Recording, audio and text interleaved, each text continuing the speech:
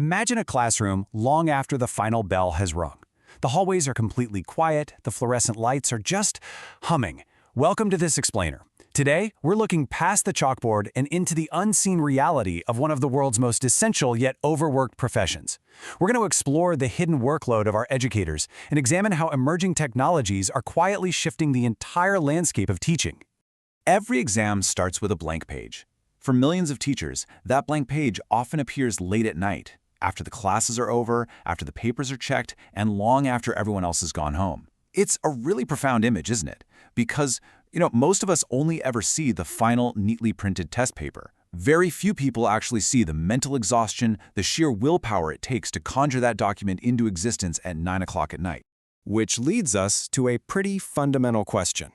Why do teachers spend so many hours creating assessments? I mean, why isn't it just a matter of jotting down a few things the students are supposed to know? And maybe the bigger question, why do teachers so often work late into the night to get this done? If you're an educator watching this, you already feel the answer in your bones. But for the rest of us, it's absolutely crucial to understand that creating a quality test is not just typing out a quick pop quiz. It is an intricate, highly specialized design process that happens almost entirely behind the scenes. It's essentially an unpaid second shift. Section 1. The hidden cost of teaching.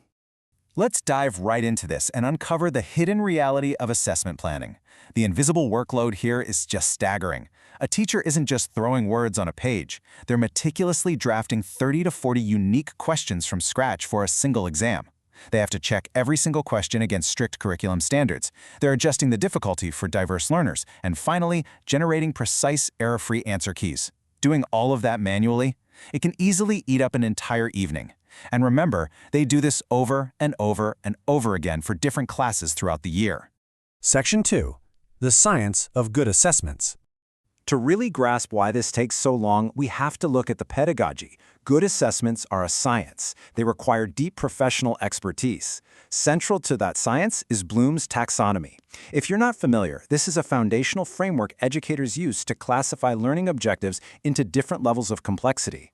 A good teacher knows an exam can't just be simple recall, just asking kids to memorize facts. It has to test a student's ability to actually understand, to apply knowledge, to analyze situations, and even evaluate real-world problems. Crafting questions that successfully hit those higher-order cognitive levels, that requires immense thought and time. And to make sure the exam is balanced across all those different cognitive levels, teachers use what's called a table of specifications, or a TOS. Think of this as the architectural blueprint for the exam. It's a complex chart that perfectly aligns the learning competencies and the instructional time spent on a topic with those specific cognitive levels from Bloom's taxonomy. Honestly, manually mapping this out to ensure a fair, balanced test is basically a high-stakes math puzzle. It demands hours of a teacher's undivided attention. Section 3. The AI Teaching Assistant. But what if this process didn't have to be a solitary, late-night struggle? We are currently witnessing a massive paradigm shift. Forward-thinking institutions, like Vanderbilt University, for example, are stepping up. They're providing tools like ChatGPT EDU to their faculty, essentially treating AI as a collaborative teaching assistant designed to streamline these exhausting workflows. The contrast is stark. On one side, you have manual typing, a natural tendency to fall back on simple recall questions just out of sheer fatigue, and hours of grueling work. On the other side, by simply prompting the AI with specific competencies and cognitive levels, a teacher can instantly generate a highly structured first draft. The professional expertise remains completely with the teacher, but the heavy lifting of drafting, that gets delegated to the machine. So let's look at how this works in practice. Say a teacher just wrapped up a grade 5 lesson on the water cycle. Instead of staring at a blank page, they can just use a prompt like, create a 15-item quiz about the water cycle for grade 5 students. Include 5 remembering questions, 5 understanding questions, and 5 application questions based on Bloom's taxonomy. Boom! Within seconds, the AI provides a structured, tiered assessment. Section 4. Building the perfect exam. Let's see how this builds into something even bigger, like a massive summative assessment. A teacher can actually walk the AI through that entire blueprinting process. Step 1.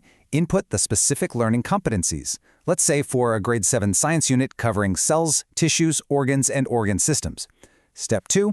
Ask the AI to generate that complex table of specifications we just talked about, distributing questions based on instructional time and cognitive levels.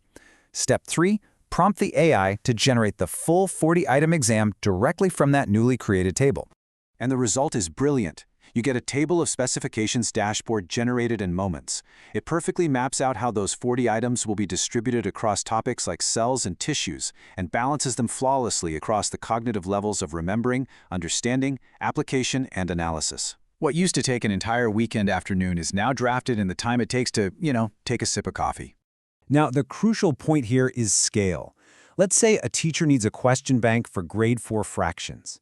By asking the AI to generate 50 multiple-choice questions organized into easy, moderate, and difficult levels, the teacher instantly builds a robust archive. Instead of writing new questions from scratch every single quarter, they suddenly have this massive, customized repository ready to go. And it goes further. This technology allows for instantaneous differentiation. A teacher can take that same fractions quiz and ask the AI to adapt it into 3 distinct versions. Version A for struggling learners, version B for average learners, and version C for advanced learners. Meeting students exactly where they are is the absolute hallmark of great teaching, but doing it manually is incredibly time-consuming. AI just makes it immediate. Actually, let me be very clear about a critical boundary here. AI is just the drafter. Essential human verification is absolutely mandatory. Teachers must always review the generated content. They have to check for factual accuracy, verify the alignment with their specific classroom competencies, ensure the wording is perfectly clear, evaluate the cultural relevance and overall fairness of the test. AI generates the possibilities. The educator makes the final professional decisions. You simply cannot replace the human in the loop. Section 5. Reclaiming time for students. So we've seen how this technology saves hours of administrative work. But let's look at the macro impact. Because the true value of AI in education isn't really about the software itself. It prompts a much more profound question. What happens when teachers actually get that time back? What happens when those late nights staring at a blank page are suddenly freed up? Well, when assessment writing is reduced from hours to minutes, that time goes directly back into the classroom. Teachers can focus on preparing stronger, more immersive lessons. They can spend time providing detailed, personalized feedback to individual students. They actually have the bandwidth to sit down and support struggling learners one-on-one. They can cultivate more creativity in their teaching. And crucially, they can achieve a much better work-life balance, reducing the terrible burnout that drives so many amazing educators out of the profession entirely. Ultimately, it brings us to this realization. The future of education may not be about replacing teachers with AI. It may be about removing the tasks that keep teachers away from what matters most, helping students learn. By allowing technology to shoulder the burden of the blank page, we aren't losing the human touch in our schools. But it leaves us with one vital question. If we can finally automate the paperwork, just how much more human could our classrooms become?